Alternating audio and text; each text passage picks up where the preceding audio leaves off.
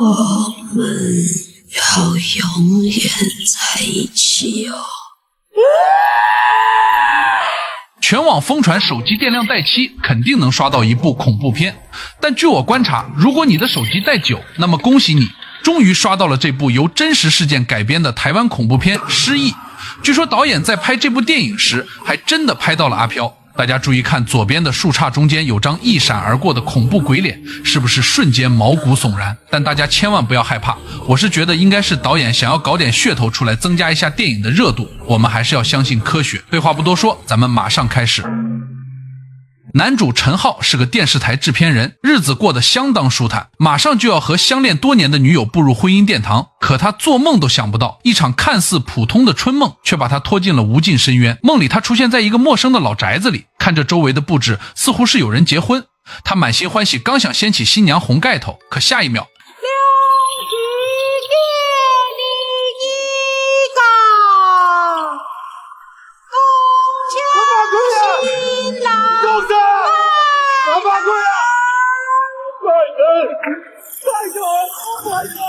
我勒个去，这个新娘竟然不是活人，那双浑浊的眼睛死死盯着他。陈浩浑身冷汗，瞬间惊醒，还好是个梦。他吓得大口喘着粗气，本以为只是日有所思夜有所梦，他也没在意，又睡了过去。到了早上，他照常出门晨跑，可就在路过一棵老槐树时，一个鲜红的红包静静躺在树根下，在清晨的光线下格外刺眼。正常人都有贪小便宜的心思，陈浩当即停下脚步，心里还嘀咕，这不掏上了吗？就在他准备拆开红包的瞬间，一只枯瘦的手突然拍在他肩膀上。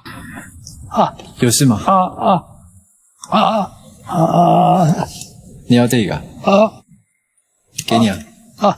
他随手把瓶子递给老人，不过短短2-3秒的功夫，再转头看向树根，刚才还清清楚楚的红包竟凭空消失得无影无踪，连一点痕迹都没留下。这诡异的一幕让陈浩心里第一次泛起了嘀咕，回到家洗澡时的一幕却直接让他后背发凉。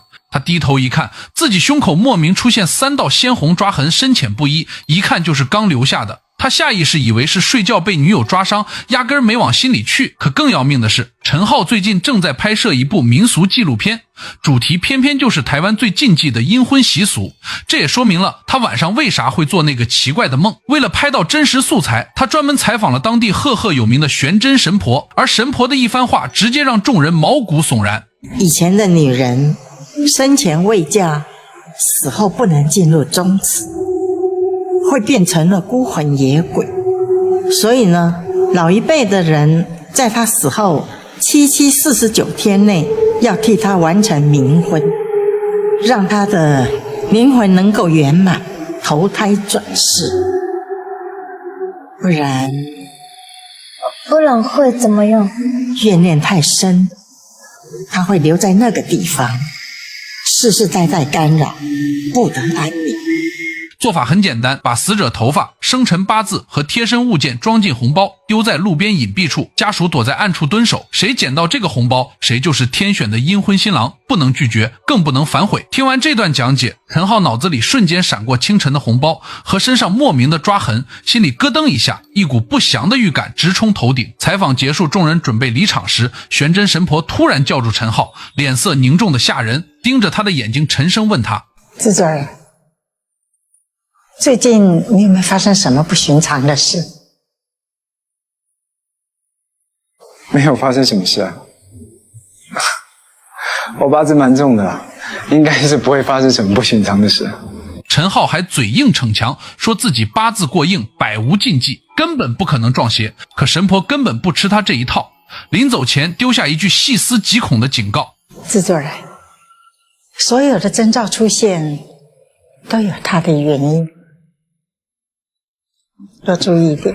这句话像根针一样扎在陈浩心里，可他依旧心存侥幸，觉得只是神婆故弄玄虚，而身边的异常正在以肉眼可见的速度疯狂加剧。当晚下班回家，发现女友手机莫名其妙掉在桌底，他弯腰捡起，只以为是女友不小心掉落，丝毫没察觉往日温柔活泼的女友早已判若两人，眼神空洞木讷，浑身散发着生人勿近的寒气，做饭的口味也突然大变，说话语气冰冷僵硬。可陈浩愣是没发现半点不对劲。深夜入睡后，更恐怖的噩梦如期而至。这次他直接梦到一栋破败阴森的老宅，空气中弥漫着腐朽的霉味和浓重的血腥味。他不受控制地推门而入，拿起桌上的煤油灯，缓缓走向卧室。床上铺着陈旧的红床单，鼓鼓囊囊，像是藏着什么东西。他伸手猛地掀开床单，床单之下赫然躺着一具身着大红嫁衣的干枯女尸，皮肉萎缩紧贴骨头，面目狰狞可怖。陈浩吓得连连后退，撞翻了身后的柜子。结果刚好摸到一个相框，刚想擦掉灰尘看清照片上的人，床上的干尸竟发出嘎吱嘎吱的声响。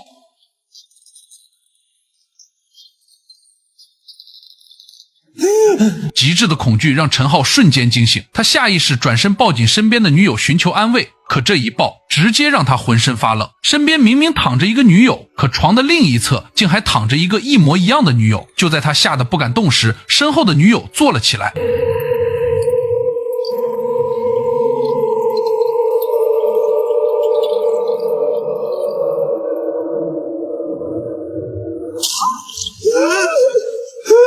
陈浩再次惊醒，原来竟是梦中梦。可这场连环噩梦太过真实，那种窒息的恐惧感死死攥着他的心脏，让他再也无法自欺欺人。他终于意识到自己是真的撞邪了。天一亮，他立马拉着同事火急火燎再次找到玄真神婆，只求能保住一条小命。神婆一眼就看穿了他的处境，为了查清真相，神婆请出了自己收养的小鬼。这只小鬼是我收养的第一只，也是里面法力最强的。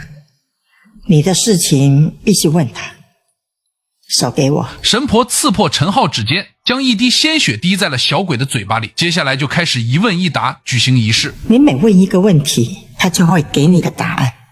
我所做的那个噩梦跟那个女鬼有关吗？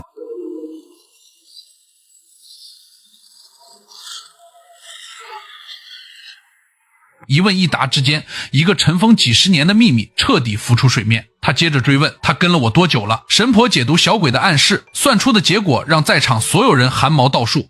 人生霜降，那是民国69年的秋天。69年，不就是你出生那一年？也就是说，从他呱呱坠地的那一刻起，这只女鬼就一直跟在他身边整整几十年，从未离开。陈浩当场崩溃，觉得荒谬至极。既然跟了一辈子，为什么偏偏现在才开始作祟？神婆继续追问小鬼，得知真相更是骇人。这场纠缠根本不是今生的恩怨，而是前世的孽缘。庚午为方位，指向他出生地东北方。民国19年，那里发生过一桩离奇命案，而死者就是陈浩的前世。不敢耽搁，陈浩回去立刻翻查史料，这不查不知道，一查直接吓破胆。民国19年，东北方老宅附近，一名年轻男子横死街头，被车撞得血肉模糊。而那张泛黄的死者照片竟和陈浩长得一模一样。他立刻回到家，在网上继续查询资料，结果在查到的照片上发现，密林深处赫然闪过一个惨白鬼影，眨眼间又消失不见。这让陈浩的心里越来越发慌。精神恍惚的他走进浴室洗澡，却丝毫没察觉浴缸里一具高度腐烂的女尸静静泡在里面，面目全非。转眼到了第二天，为了彻底解开谜团，陈浩孤身一人按照史料地址找到了那栋梦中老宅，砸开门锁，壮着胆子走进去。屋内布局竟然和梦境分毫不差，破败不堪，蛛网密布，腐朽的气息扑面而来，每一步都像是踩在阴阳边界。就在他四处查看时，下一秒一阵沉闷的钟声突然响起。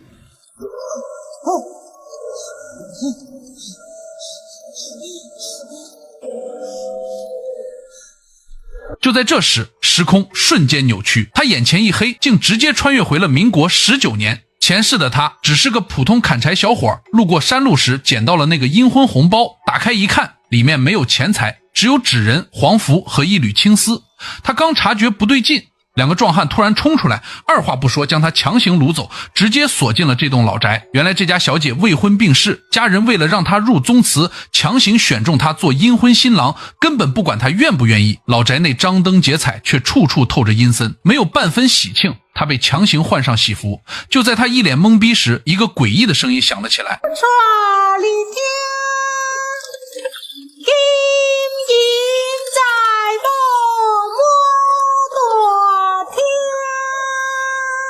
紧接着2个壮汉强行架着他就去拜堂。我怎么走？放开我！我的查某囝当青春当美丽，唔知是安怎得着一条怪病，伊的面直直烂落去，伊走去墙哪来掉倒。我今仔日会当做，就是替完成这场婚礼。我听不懂你在说什么，放开我！放开我！你捡着红包，你当然嘛要带伊啊！这是天注定的哦。你今若无带伊，伊就袂当落葬啊！这可把陈浩吓死了，按着脑袋和一句女尸拜天地，喝交杯酒。就在交杯酒入口的瞬间，他瞥见了新娘的脸，溃烂狰狞，吓得他魂飞魄散。超强的求生欲让他拼尽全力挣脱束缚，疯了一样冲出老宅，只想逃离这场恐怖的阴婚。可他刚跑到大路上，一辆汽车疾驰而来，迎面撞上，陈浩当场惨死。而另一边，玄真神婆为了救陈浩，在家开坛做法，试图驱散女鬼怨气。可他还是低估了女鬼的执念，一阵阴风席卷而来，法阵的烛火一个个被吹灭。下一秒，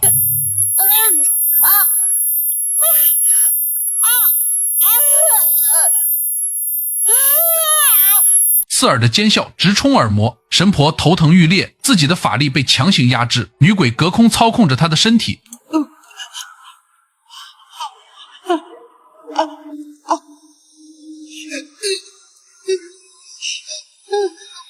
神婆失去反抗之力，当场惨死。唯一能救陈浩的人就此殒命。而老宅这边的陈浩突然惊醒，他也是真的勇，非要再去那个床前一把掀开被子，那个尸体依旧直挺挺躺在那儿。他这次果断拿起那个梦中反复出现的相框，擦去厚厚的灰尘，看清照片上人脸的那一刻，他彻底崩溃。照片上的女鬼竟和他朝夕相处的女友长得一模一样，所有被篡改的记忆瞬间回笼。原来陪在他身边的从来都不是他的女友，而是这只阴婚女鬼。他篡改了陈浩的记忆，替换了自己的身份。原来那天女友发现陈浩对着空气自言自语，满心疑惑，刚想发问，就被失去心智的陈浩死死掐住脖子，按在地上活活憋死。临死前奋力挣扎，在他胸口留下的那3道抓痕，而女友的尸体就被他亲手丢进了浴室浴缸，日复一日泡在血水之中，他却被蒙蔽双眼，视而不见。和厉鬼同床共枕，亲手杀害挚爱，这份痛苦比死亡更折磨人。真相大白，陈浩瘫倒在地，悔恨和绝望吞噬了他。他跌跌撞撞想逃离老宅，可大门早已被封死。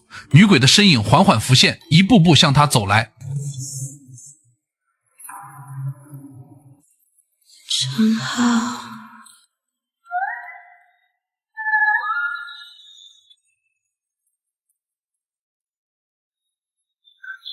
我们要永远在一起哦。而故事的另一条线同样让人毛骨悚然，女高中生茵茵天生拥有阴阳眼，能看见常人看不到的亡魂。这段时间她被诡异事件缠上，险些丢了性命。先是亲眼看到同学家惨死的狗狗亡魂，血肉模糊，半夜回家被黑影尾随，卧室衣柜自动开合，床底伸出漆黑鬼手，泳池里被女鬼拖拽脚踝，淋浴间直面厉鬼扑杀，步步惊魂。直到他触碰到那只哭泣的女鬼，才看清所有真相。这只亡魂正是陈浩被杀害的真爱女友，他含冤而死，怨气难平，却从未想过害人，只想寻求帮助，揭露真相。得知一切的茵茵不敢耽搁，立马带着陈浩的同事赶往老宅。推开房门的那一刻，眼前的景象让两人当场傻眼。卧室的床上，陈浩双目紧闭，面色惨白，正和那具嫁衣干尸并排躺在一起，气息微弱，早已没了意识。两人不敢耽搁，随后进山将女鬼的尸骨好生安葬，希望能化解他百年怨念，让他得以安息。而陈浩女友的尸体也被警方从浴缸中抬出，沉冤得雪。医院里，